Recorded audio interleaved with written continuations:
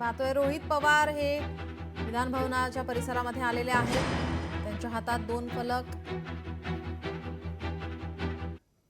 उद्धव ठाकरे आणि फडणवीसांमध्ये 20 मिनिटे चर्चा झालेली आहे। या 20 मिनिटाच्या चर्चेनंतर अनेक तर्कवितर्क लावले जातात, मात्र यावेळी पुस्तक भेट देण्यात आल्याची माहिती सध्या समोर येते। वळूयात पुढच्या बातमीकडे। नाशिकच्या चांदवडमधील श्री नेमिनाथ जैन ब्रह्मचारी शिक्षण संस्थेने वनविभागाची जमीन लाटल्याचा प्रकार लोकशाही मराठी वृत्तवाहिनीने समोर आणलाय।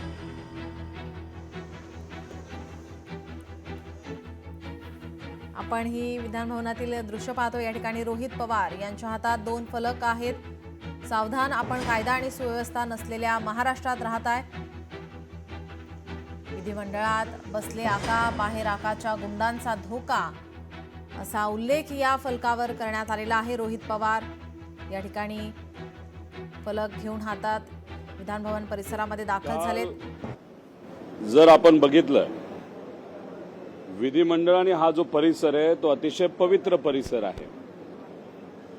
इथं लोकांनी निवडून दिलेले सर्व आमदार, विधानसभेचे व तसंच विधान परिषदेचे, महाराष्ट्राचे सामान्य लोकांचे प्रश्न मांडण्यासाठी इथे येत असतात आणि याच पवित्र ठिकाणी कायदा बनला जातो। पण काल जर आपण बघितलं, काही जे सत्तेत असणारे आमदार, नेते यांना असं वाटतं आपली सत्ता आली मग आपण कुठेही कायदा हातात घेऊ शकतो, कायदा व सुव्यवस्था आपण कुठेही बिघडू शकतो, दमदाटी आपण कोणालाही करू शकतो। काल भाजपचे एक आमदार गोपीचंद भाऊ यांनी मकोका व विविध प्रकारचे गुन्हे असणाऱ्या लोकांना घेऊन 4 ते 5 लोकांना, कदाचित त्यातले फक्त एकाला पास असला तर असेल, नाही तर सगळे विदाउट पास हे आत आणले गेले। विधिमंडळाच्या पायऱ्यांवर त्यांना थांबवलं गेलं।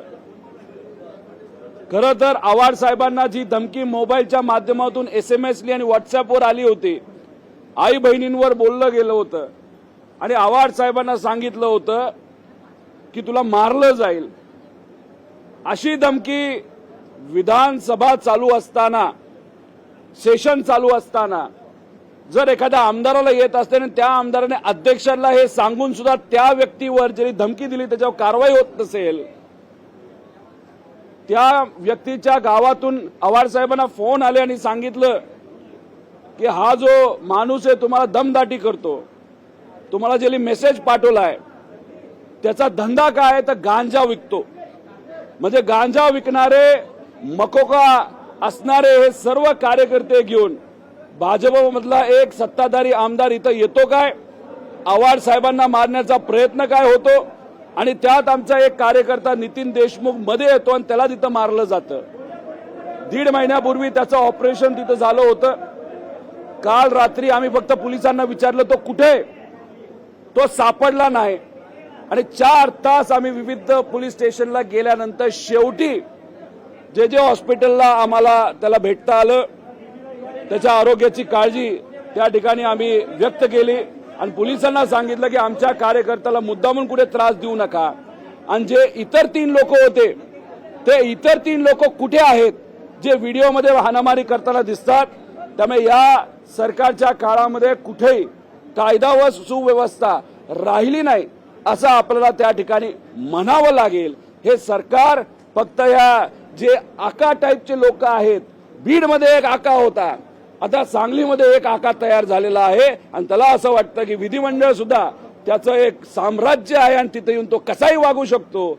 अशा प्रकारे आमच्या नेत्यांवर, कार्यकर्त्यांवर, लोकांवर जर तुम्ही काही करणार असाल, गरिबाच्या जमिनी तुम्ही घेणार असाल, तुमच्याच समाजाच्या गरीब लोकांच्या जमिनी तुम्ही जर तिथं बळकवणार असाल तुमचे कार्यकर्ते, हे आम्ही खपवून घेणार नाही। त्यामुळे हे जे न्यू आका इन मेकिंग आहे त्यांना आत्ताच कंट्रोल करा आणि जर कंट्रोल या सरकारने केलं नाही तर ह्यांना उद्याच्या काळामध्ये कंट्रोल करणं अवघड राहील। दुर्दैव एवढंच आहे, बीजेपीचे मोठे मोठे जे नेते आहेत ते काय करतात, अशा लोकांचा वापर करतात इतर नेत्यांवर खालच्या पातळीवर जाऊन बोलायला। देवेंद्र फडणवीस साहेबांचे एकदम खास माणूस त्या माध्यमातून पवार साहेबांवर बोललं जातं, इतरही लोकांवर बोललं जातं, खालच्या लेवलला जाऊन बोललं जातं. खऱ्या अर्थाने देवेंद्र फडणवीस जर मोठ्या मनाचे असते तर त्याचे कान धरले असते, तू खालच्या लेवलला मोठ्या माणसांबद्दल बोलू नको. पण असं कुठेही केलं नाही. म्हणजे ही एक प्रॅक्टिस आहे भाजपच्या नेत्यांची. छोटे काय जे राजकीय भुंकणारे जे नेते आहेत, जे जवळ ठेवायचे, त्यांना थोडंफार आपल्याला आमदारकी द्यायची, हे करायचं, ते पद द्यायचं, आणि त्यांनी काय करायचं तर खालच्या लेवलला जाऊन फक्त राजकीय दृष्टिकोन भुंकत राहायचं. ही आजची परिस्थिती आहे, प्रवृत्ती आहे. हे सरकारला आम्ही खपून घेणार नाही आणि सरकारला याच्यावर उत्तर द्यावंच लागेल. जमिनीसंदर्भात उल्लेख काहीतरी करता आहात, जमिनींसंदर्भात उल्लेख करता आहात, नेमकं काय प्रकरण आहे? जमिनी लाटल्या आहेत असा आरोप. हे जे आका आहेत, आका न्यू आका आहेत, यांच्या कार्यकर्त्यांनी लोकशाही मराठी ऐका, पहा, जागरूक रहा.